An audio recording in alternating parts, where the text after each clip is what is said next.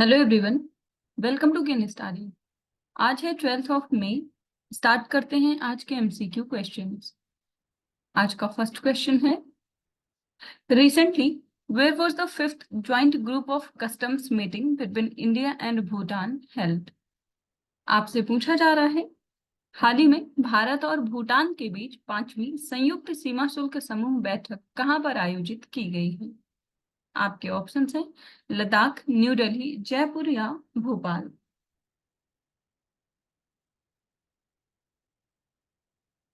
और इस क्वेश्चन में आपका करेक्ट ऑप्शन हो जाएगा ऑप्शन ए। इसका आयोजन किया गया है लद्दाख में। आप यहाँ देख सकते हैं। So the fifth joint group of customs meeting between India and Bhutan convened on 6th and 7th May 2024 in Leh, Ladakh. So the meeting was co-chaired by the officials from both nations, and discussions centered on bilateral matters like new land custom stations, trade routes, infrastructure, digitalization, smuggling prevention, and coordinated cross-border management. Bhutan lauded India's support for capacity building and cross-border trade initiatives through workshops and bilateral agreements, expressing gratitude for ongoing collaboration. तो आप ध्यान रखेंगे, fifth joint group of customs की meeting हुई है भारत और भूटान के मध्य लद्दाख में। बढ़ते हैं नेक्स्ट क्वेश्चन की ओर।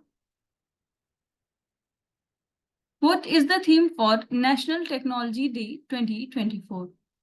यहाँ पर आपसे पूछा जा रहा है, राष्ट्रीय प्रौद्योगिकी दिवस 2024 का विषय क्या है। आपके ऑप्शंस हैं revolutionising industries, a tech powered future. Second, empowering communities tech for social change. Third, from schools to startups, igniting young minds to innovate. And last, exploring frontiers, advancing tech for space exploration. आपको बताना है कि इस वर्ष प्रौद्योगिकी दिवस का theme क्या है।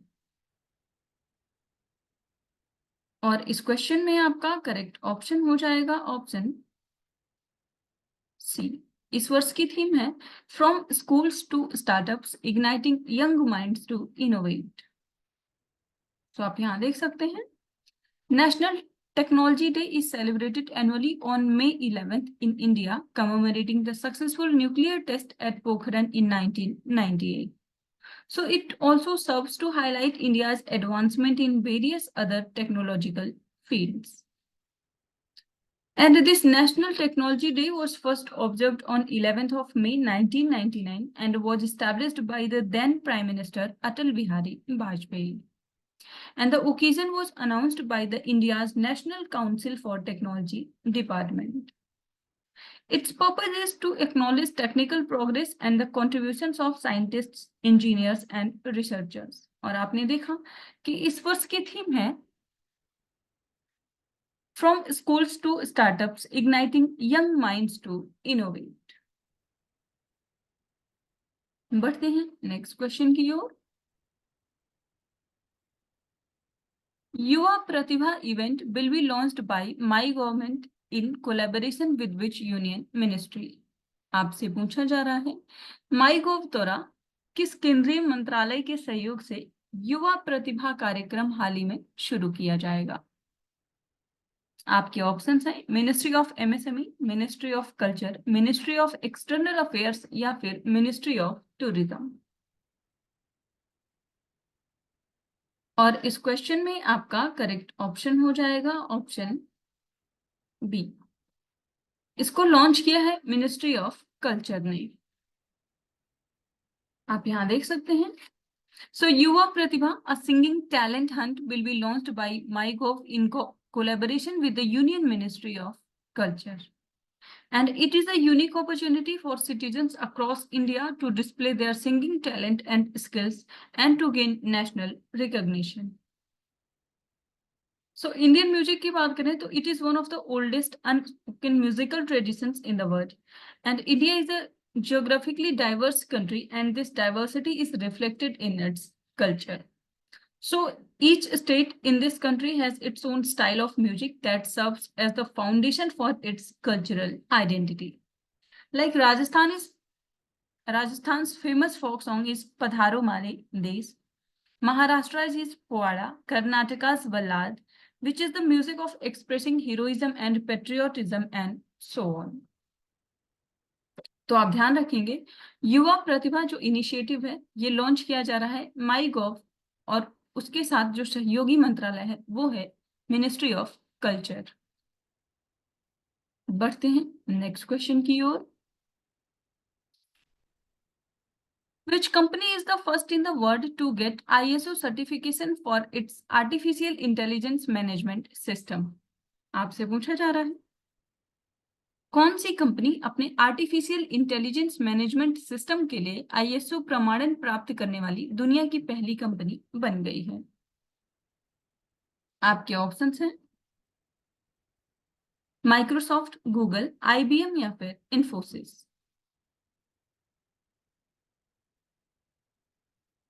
और इस क्वेश्चन में आपका करेक्ट ऑप्शन हो जाएगा ऑप्शन डी। सो ये प्रमाणन प्राप्त हुआ है इन्फोसिस कंपनी को, आप यहां देख सकते हैं। Infosys, a global leader in next generation digital services and consulting, announced its certification with the ISO 42001 2023, becoming one of the first IT service company worldwide to achieve this milestone. And then this certification is the world's first international standard focusing on international intelligence management system. So Infosys earned this certification for implementing an artificial intelligence management system framework, part of the Infosys Topaz Responsible AI suite, which fosters responsible AI practices and adheres to regulatory requirements. बढ़ते हैं next question की ओर। Reappointed as the Russia's prime minister by the president Vladimir Putin in May 2024. आपसे पूछा जा रहा है मई 2024 में राष्ट्रपति व्लादिमीर पुतिन द्वारा रूस के प्रधानमंत्री के रूप में किसे पुनः नियुक्त किया गया है। आपके ऑप्शंस हैं दिमित्री मेदवेदेव, सेर्जेई शोबियान, एलेक्सी कुद्रिन या फिर मिखाइल मिशुस्तिन। यहां पर आपको बताना है कि हाल ही में रूस के राष्ट्रपति व्लादिमीर पुतिन ने किसे वहां का प्रधानमंत्री नियुक्त किया है। और इस क्वेश्चन में आपका करेक्ट ऑप्शन हो जाएगा ऑप्शन डी। ये नियुक्त किए गए हैं मिखाइल मिशुस्तिन, आप यहां देख सकते हैं। So Russian President Vladimir Putin has reappointed Mikhail Mishustin as Prime Minister, subject to approval by the lower house, the State Duma. So Mishustin की बात करें तो he has served as the Prime Minister for the past 4 years, followed Russian law by submitting his cabinet's resignation as Putin began his 5th presidential term. So Mishustin's tenure as Prime Minister has been marked by the challenges such as the COVID-19 pandemic and Russia's conflict with the Ukraine, which he has been tasked with addressing. अभी हाल ही में Russia में राष्ट्रपति का चुनाव भी हुआ है, जिसमें व्लादिमीर पुतिन 5वीं बार वहां के राष्ट्रपति चुने गए हैं।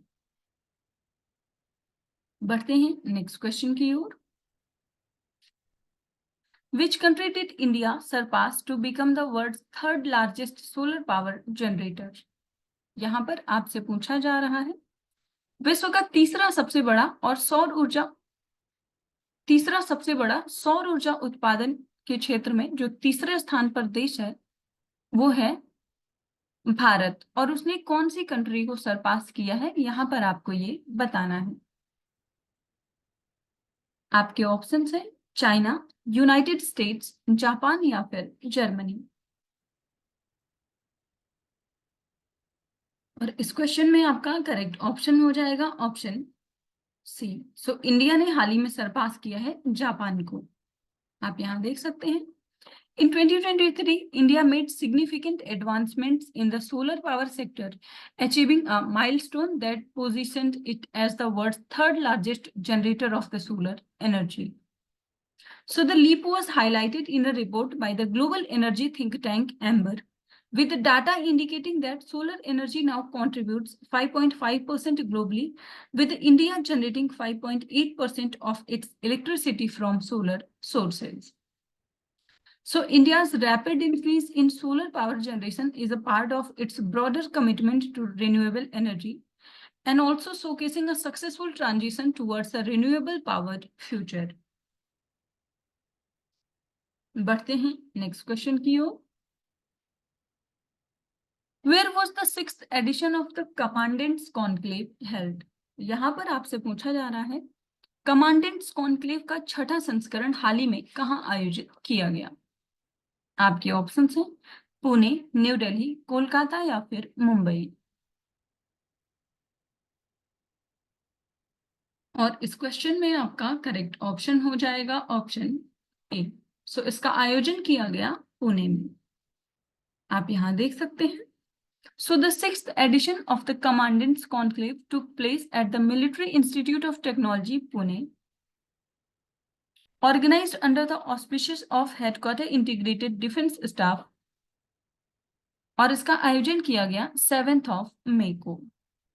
So commandants from esteemed armed forces training institutions and war colleges, along with other senior leadership of the armed forces, attended this conclave. And the primary objective of this conclave was to brainstorm and chart the course for future defense strategies, focusing on nurturing the future leaders of the Indian armed forces. तो आप ये ध्यान देंगे कि commandants conclave का ये 6th addition था जिसका आयोजन किया गया पुणे में. सो आज की करंट अफेयर सेशन में इतना ही. Thank you for watching. Do like, share and subscribe.